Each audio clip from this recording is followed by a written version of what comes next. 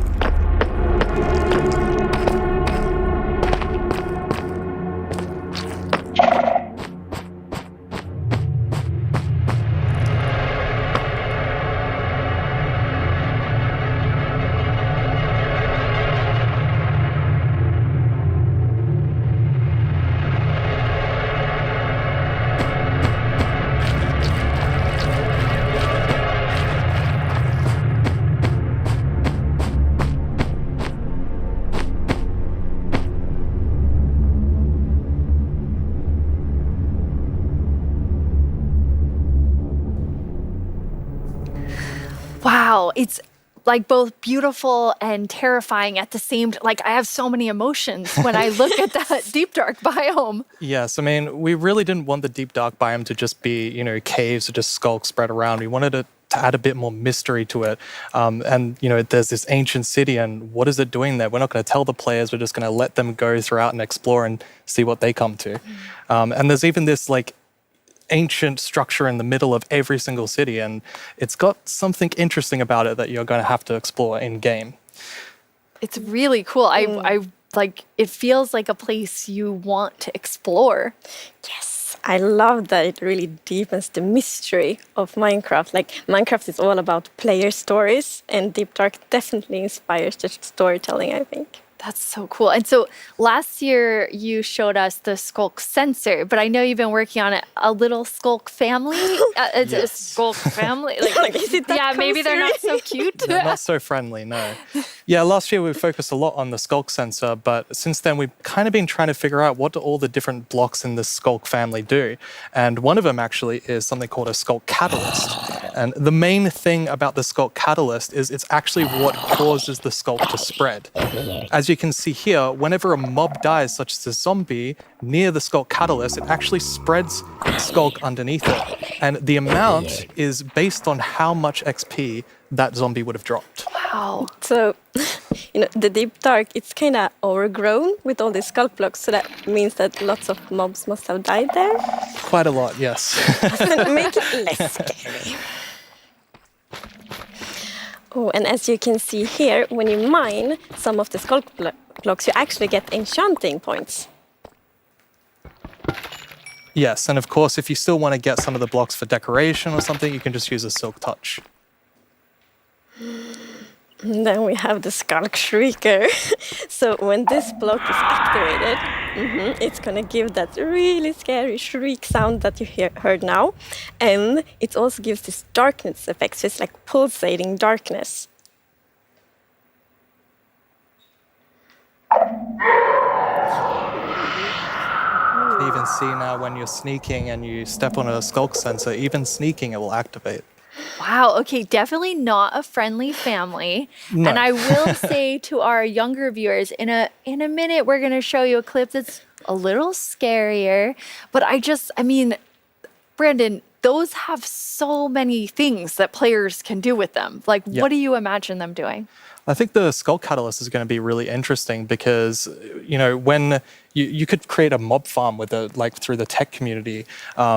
Usually when a mob dies, it doesn't drop XP unless you, the player, actually kills it. So with this, you might be able to create some sort of XP farm. Ooh. There's lots of opportunities. Cool. And you can build like experiences for other players. Like imagine building like a haunted mansion or a really dark forest, and then you have the shriekers. Terrifying. So then, when players out walking and then they activate the shriek and hear like, That's amazing. Or you do that all to do this around your world, and just whenever anyone's well, visiting I'm you, not going to visit your world.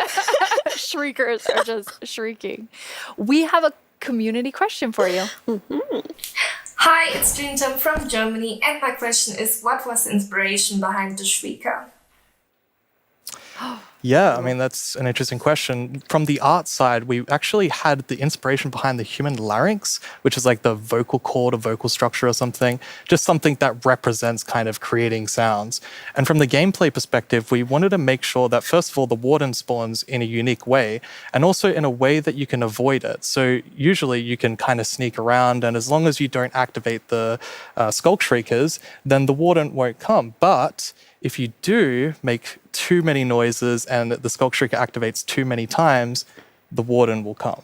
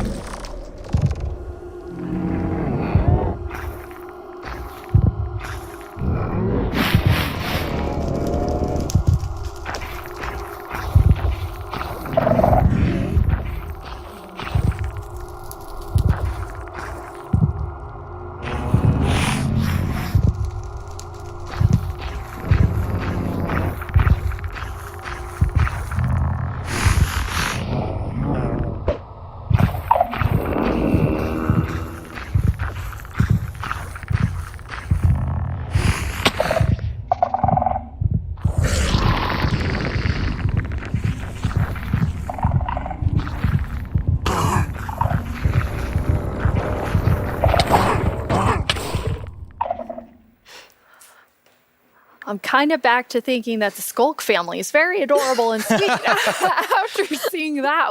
Wow. There is a lot there, Brandon. Definitely a lot to unpack. I mean, the first thing is that the Warden actually emerges underground. So that means that Wardens are kind of in the deep dark, in the walls, under the floor. And it also has developed a sense of smell. So, of course, you can sneak around and try to be, quiet and not to get detected. But unfortunately, the Warden's still going to be able to sniff you out and find where you are. And if it sniffs you while you're really close by, then it's going to start noticing you. Wait, so basically the Warden is like, smell that? It's happening. And just like going for the Pretty players? much, yes. It's not going to be fun for you. No, and I love that we're adding that sneaking gameplay, because we haven't really had that before. So, you are in the deep dark, everything's super dark, and you're sneaking, trying to find the treasures, trying to avoid the Warden. I think it's something really exciting with that. It's really, really cool. I mean, I think you have definitely upped the terrifying level, Brandon. And I just love how much you've expanded the deep dark to feel it's so immersive. Yes, definitely. It's really amazing. Thank you so much for joining us and scaring us half to death. No worries. That's my job. He's our expert. Like, if you want to do something scary, it's like, Brandon. Thanks, Brandon. Thank you so much, Brandon. So, Agnes, the deep dark is one part, this sort of very adventurous side of the Wild update, which the name is starting to really become clear after talking to Brandon. And then the other part you said is really this more of that beauty and, the atmosphere of my